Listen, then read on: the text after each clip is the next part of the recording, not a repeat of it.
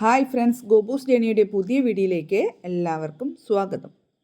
ഇപ്പോൾ എല്ലാ വീട്ടിലും സുലഭമായിട്ടുള്ള ചക്കക്കുരു വെച്ചിട്ടാണ് ഞാനിന്നൊരു തോരൻ ഉണ്ടാക്കുന്നത്. ചക്കക്കുരു മുരിങ്ങയില തോരൻ.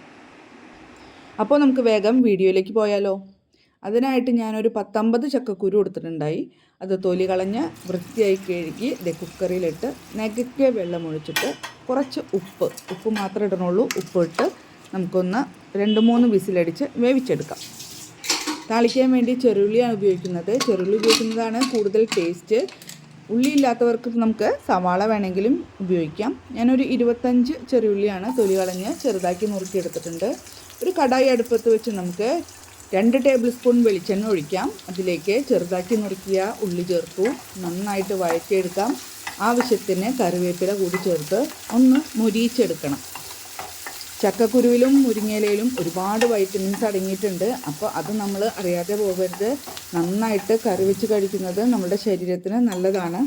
അപ്പോൾ ദേ ഉള്ളി നന്നായിട്ട് മുരിഞ്ഞ് വന്നിട്ടുണ്ട്. ഇനി നമുക്കിതിലേക്ക് ചതച്ച മുളകാണ് ചേർക്കേണ്ടത്. ഞാൻ 1.5 ടേബിൾ സ്പൂൺ ചതച്ച മുളക് ചേർത്തിട്ടുണ്ട്.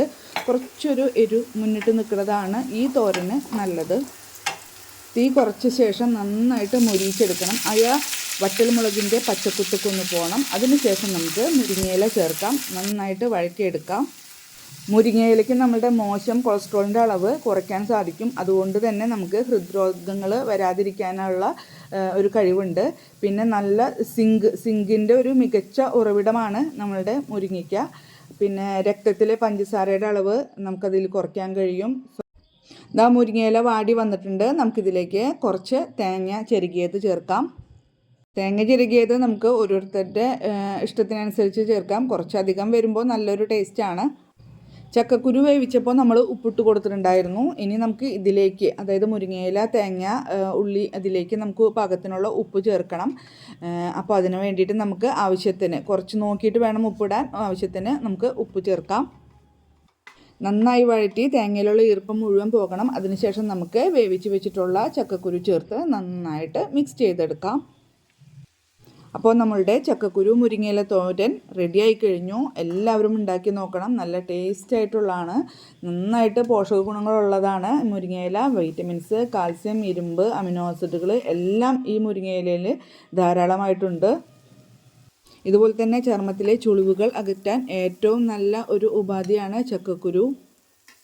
മുഖസൗന്ദര്യം കൂട്ടാൻ നമുക്ക് ഏറ്റവും നല്ലതാണ് ചക്കക്കുരു ഡെയിലി കഴിക്കുന്നത്. അപ്പോൾ എല്ലാവരും ഇങ്ങനെയൊന്ന് ട്രൈ ചെയ്ത് നോക്കണം. എല്ലാവർക്കും ഇഷ്ടപ്പെടുന്നു വിചാരിക്കുന്നു. ഇഷ്ടപ്പെട്ടാൽ ലൈക്ക് ചെയ്യാനും സബ്സ്ക്രൈബ് ചെയ്യാനും മറ്റുള്ളവർക്ക് ഷെയർ ചെയ്ത് കൊടുക്കാനും മറക്കരുത്. അഭിപ്രായങ്ങൾ എന്തെങ്കിലും ഉണ്ടെങ്കിൽ കമൻറ്റ് ബോക്സിൽ അറിയിക്കാൻ മറക്കരുത്. അപ്പോൾ അടുത്ത വീഡിയോയിൽ കാണുന്നതുവരെ ബൈ.